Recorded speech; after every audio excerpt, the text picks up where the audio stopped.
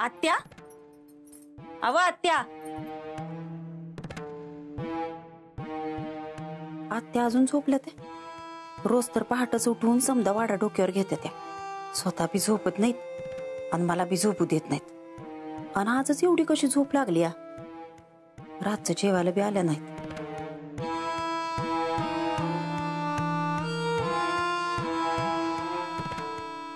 Tonya, ए Tonya, Tonya. हा mummy, मी आधीच सांगतोय मी काय आंघोळ करणार नाही. अगं बाहेर लय गार लागते. आंघोळ करण्यासाठी हाक मारत नव्हती. आजीला उठव. अजून झोपली होय? आळशी कुठली? आजे, अगं आजे उठ की, सकाळ झाली पार. आजे, अगं उठ की.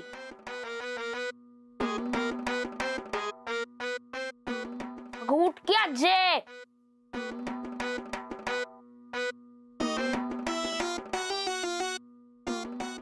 आजे, अगं उठ की.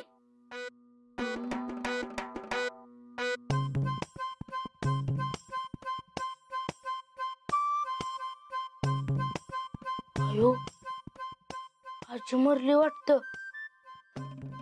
हे मम्मी, आजी मरली.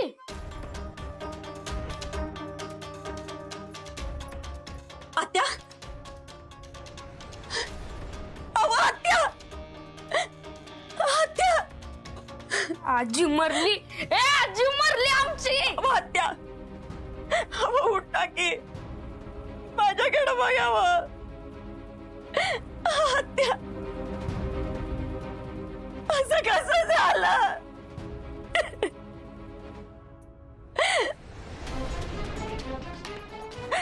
आत्या, ए आजी मरली आमची. ए आजी मरली आमची. तकड तकड तकड तकड. ए आमरे, आजी मरली आमची. ए टोन्या, हा काय बोलतोस रे? आजी मरली आमची. ए काय याडबीड लागलं काय तुला? ए मामा दादा, ए आजी मरली आमची. तकड तकड तकड तकड. काल तर चांगल्या होत्या आणि असं कसं झालं? आत्या,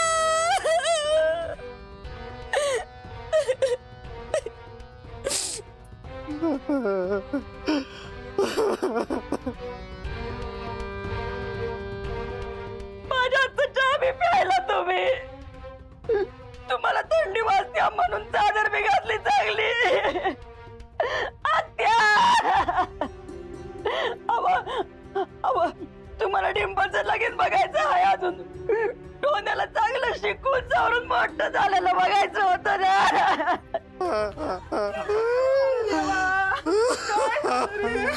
अरे देवा, काय झालं सरूला?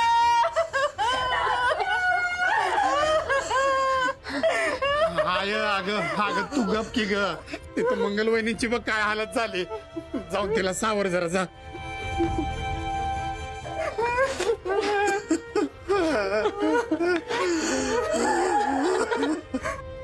आत्या, अव अव उठा की बघा की माझ्याकडे. आत्या, अव आम्हाला असं कसं पोरक करून गेलं. मला सारखं म्हणायचं मी काय लगेच मरणार नाही, लगेच मरणार नाही. आता मला पोरक करून गेल्या.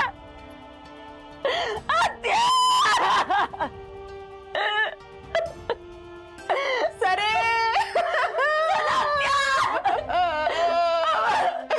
सरे, अशी कशी गेली ग सरे?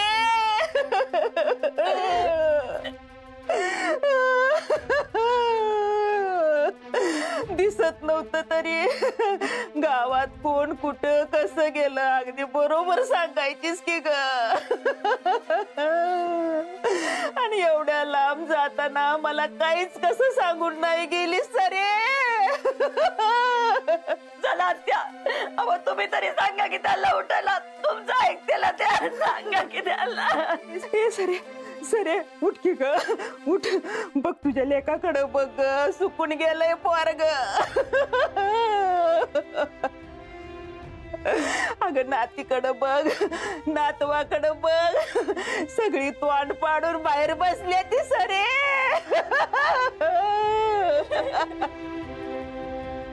आहे अगं माझं नाही कधी ऐकलंय अगं त्याचं ना त्याचं तरी ऐक ना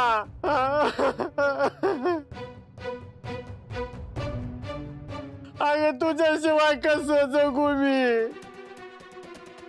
तुझ्या पदराखाली जगायची सवय झाली होती ना आहे अगं उठ ना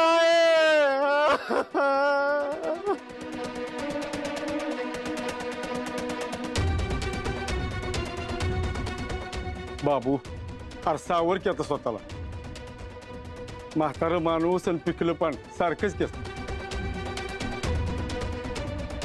कधी गळून पडेल ते नाही सांगता येत आणि हे बघ आता रडून म्हातारी काय परत येते वर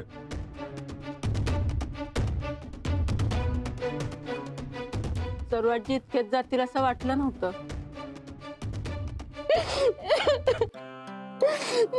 चालता बोलता गेल्या आत्या लय चांगल्या होत्या कुणाला तरच नाही दिला आत्यांनी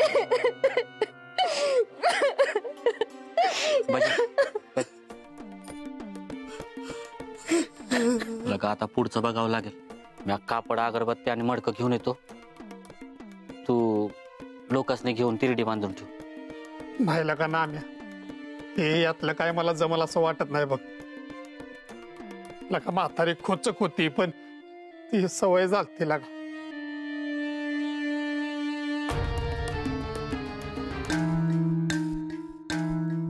डॉक्टर बशा काय झालं एवढी गर्दी का झाली अहो डॉक्टर आपली सर्व आजी आपल्याला सोडून गेली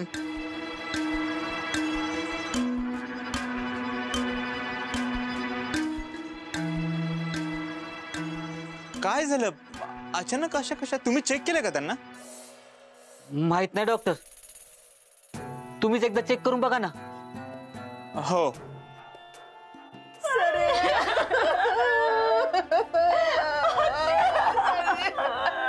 कोण गेलं का आमची सुरुवात गेली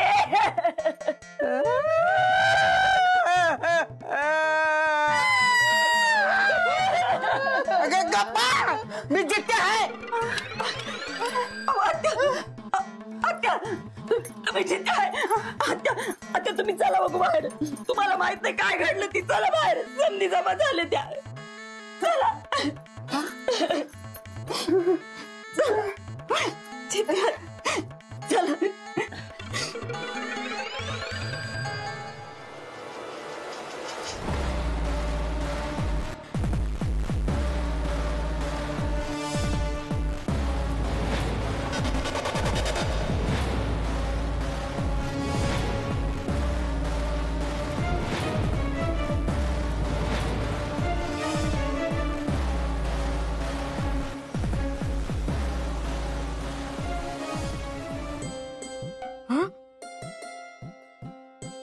आजी भूत झाली ए आजी भूत झाली आजी भूत झाली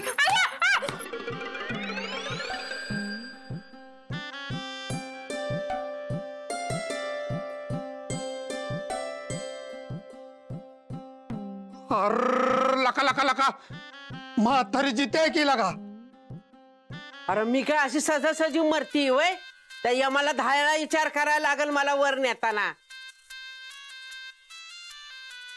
त्याच्याच रेड्यावर बसून त्याची धिंड काढेल मी या गावातनं जिद्दी आहे अशी कशी जिद्दी आहे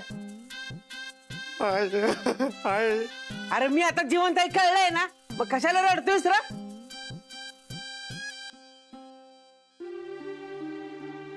आत्या तुम्हाला जिद्द बघून आनंदानं डोळ्यात पाणी येतं बघा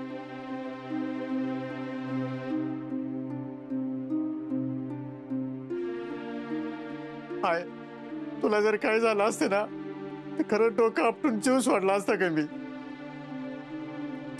पप्पा ते जीव द्यायचं का नाही ते मी नंतर सांगतो पण मम्मी तू तू आधी मला चिमटा काढ.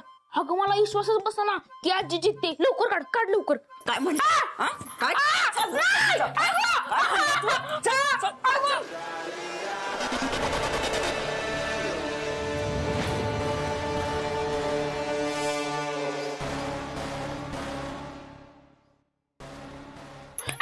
पट्टी खाली पडली ना बघ मग. जनाची नाही मनाची तरी लाच ठेवू की. अंगावर भूत बसल्यावानी वागायला लागलायस. जिथं माणूस मेलं म्हणून गावभर बॉम्बला फिरतोय रे. हा अशा वागण्याला काय मिळतं तुला? हा ही पट्टी खाली पडू दे. बघतेस तुझ्याकडं चांगली मस्ती बाहेर काढते तुझे. टोन्या माकडा, तुला एवढी कशाची घाई झाली होती रे? जे आजीला जित्तपणीच मारून टाकलंस.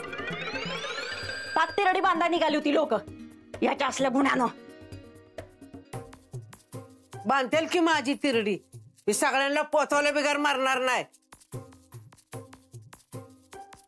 आजे तू तर जिद्दी होतीस ना, मग मी आवाज दिला उठायला काय झालेलं? तुझ्यामुळेच मला शिक्षा भेटली आहे. मी सांगितलं नव्हतं तुला गावभर बोंबलत फिर मी मेली आहे म्हणून.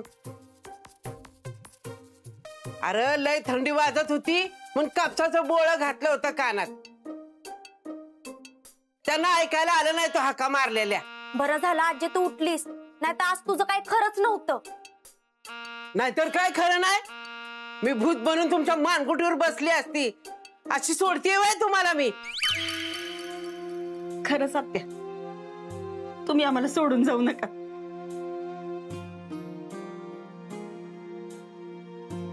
तुमच्या बिगर घराला घर पण नाही व. तुम्ही नसला ना या वाड्याला शोभा नाही बघा. सकाळी क्षणभरासाठी सगळं संपल्यागत वाटत होतं बघा. एकदम पोरकं झाल्यासारखं वाटायला लागलं होतं. तुम्ही आमच्यावर रागवता, सारख्या भडकता, चिडता. नात्या खरं सांगू का, तुमचा लई मोठा आधार आहे व आम्हाला. तुम्ही वाईजवाड्याच्या बाहेर गेला ना, वाडा खायला उठतोय बघा मला. पोर तर इकडून तिकडून येऊन मम्मी आजी कुठे गेली ग, आजी कुठे गेली ग म्हणून माझा जीव खात्यात. आत्या मला या वाड्याला तुमची सवय झाली व. खरंच नका जाऊ आम्हाला सोडून. तर लय माया नाही का तुला माझी? ते तुला सोडून जाऊ नको मी. अगं सकाळपासून साधा चहा दिला नाहीस. विसरलीस बघा. तांबा घेऊन येते.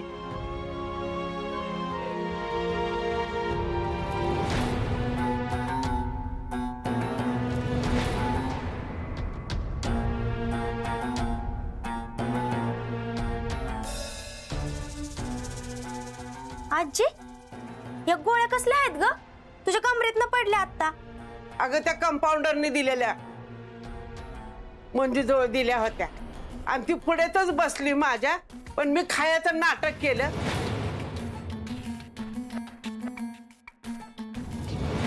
खाल्ल्याच नाही त्या.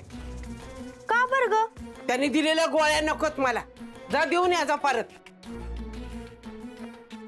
त्यांनी दिलेल्या गोळ्या खाण्यापरास मी मरणाला कवटाळीन. जा द्याचा परत. काय आजी तू असं बोलत असतीस? ते तुझ्यासाठी एवढं करतात आणि तू असं बोलतीस वय? बर ते सगळं जाऊ दे.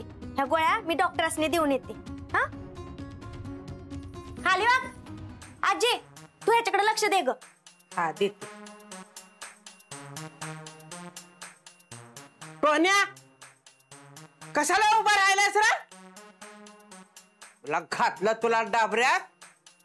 थांब तुझ्याकडे बघतेच आता चांगलं. आजीला दिसतंय का काय?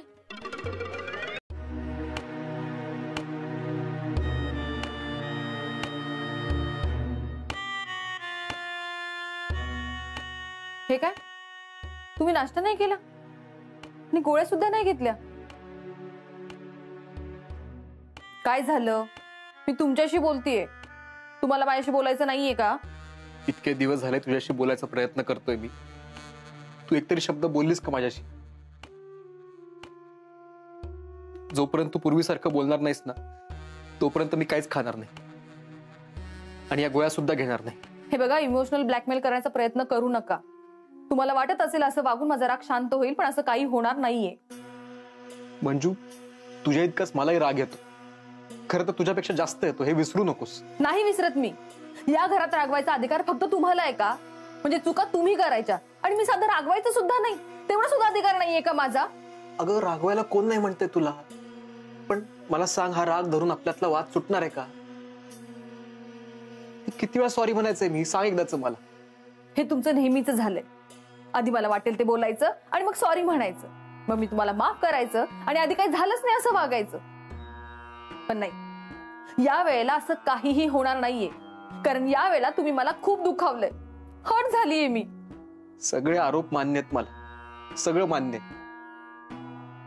तूच सांग आता मला, मी काय केलं म्हणजे तू मला माफ करशील? हवं तर मी डॉक्टरची पण माफी मागायला तयार आहे. सांग. ते तुमचं तुम्ही ठरवा. तुम्हाला त्यांची माफी मागायची असेल तर बिनधास्त मागा, पण त्याचा काही परिणाम होणार नाहीये. अगं मंजू, मंजू, अगं एवढा हट्ट बरा नाही. ऐक ना माझं मंजू.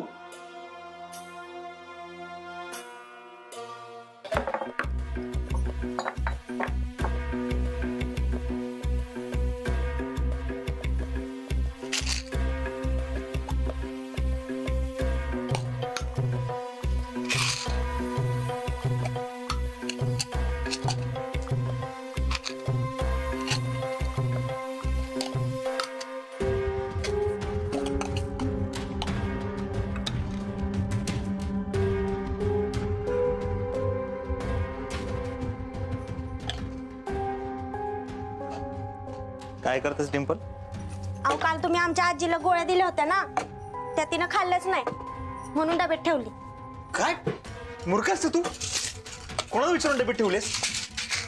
नसलं डोकं चालवतेस तुझं. अहो डॉक्टर, तुमचं नुकसान नको व्हायला म्हणून ठेवली. मी म्हटलं आमची आजी तुम्ही दिलेल्या गोळ्या खात नाही तर दुसऱ्या पेशंटच्या कामात येईल म्हणून ठेवलं. तुम्हाला एवढं चिडायला काय झालं? पण तुला माहितीत का कसल्या गोळ्यात त्या? एखाद्या पेशंटनी गोळ्या खाल्ल्या तर जीव जाईल त्याचा. म्हणजे तुम्ही माझ्या आजीचा जीव घ्यायचा प्रयत्न केला? नाही, तसं नाहीये ते. तुझ्या आजीला जो आजार झाला होता त्याच्यावरच्या या गोळ्या होत्या. दुसऱ्या पेशंटला जर का वेगळा आजार असेल त्याला या गोळ्या दिल्या तर जीव जाईल ना त्याचा, म्हणून म्हटलं. आता माझ्याशी खोटं बोलू नका डॉक्टर. आमच्या आजीला काय झालं असतं तर? ते मला काय बी माहित नाही. मला सगळं कळलं पाहिजे, नाही तर अख्ख्या गावात जाऊन सांगल मी. शांत हो. सगळं सांगतो, शांत हो. मी तुला आधीच वॉर्निंग दिली होती तुझ्या आजीला तुझ्या भाषेत समजावं म्हणून. तू हात वर केले, तू ऐकलं नाहीस, म्हणून मला माझा प्लॅन बनवावा लागला. तुला माहितीये, माझ्या वाटेत अडथळा निर्माण करणाऱ्या माणसाला मी सोडत नाही. मी माझं काम चोख बजावतो. म्हणून तुम्ही माझ्या आजीचा जीव घेणार का? लिमिट मध्ये राहायचं डॉक्टर. माझ्या घरातल्यांच्या केसाला जरी धक्का लावला ना तर सोडणार नाही मी तुम्हाला. तुमचं जीन हराम करून टाकल. त्या डिंपलला ना सिंपल समजू नका. आणि हा, तुमचा हा जो देव माणसाचा खोटा चेहरा आहे ना, तो गावातल्या लोकांसमोर टारा फाडायला मला 1 सेकंद नाही लागणार. त्यामुळे जे काय उद्योग करायचे ते वाड्याच्या बाहेर करायचे.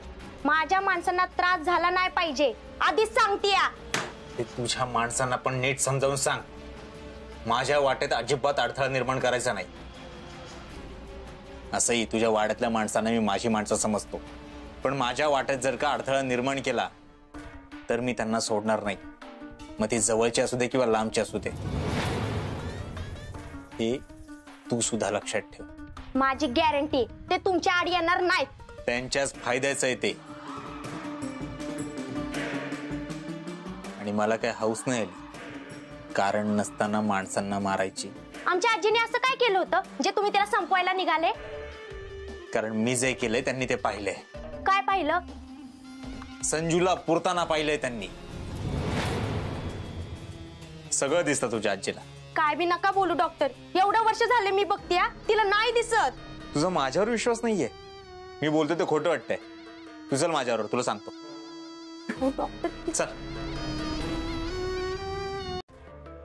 उगाच विनाकारण वेळ वाया घालू नका. आमच्या म्हातारीला नाही दिसत.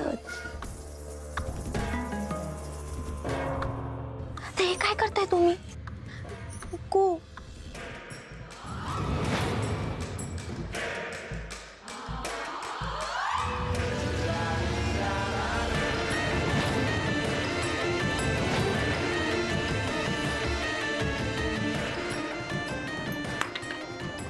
कोण आहे रे तो मुडदा? त्याला म्हणा तुझा मुडदा बाहेर बसव की. त्याची किरडी ढासाळली त्याची, त्याला घातला नेऊन डाबऱ्यात. ते कोण दगड मारणार आहे ना तो मला घावलाच पाहिजे. मग कशी बघते बघ त्याच्याकडं. नाही त्याचं मड बसवलं ना तर नावाची सरू म्हातारी नाही. बघ आता कळलं तुला? सांगत होतो ना तुझ्या आजीला दिसत. आता कळलं का गोळी का दिली होती?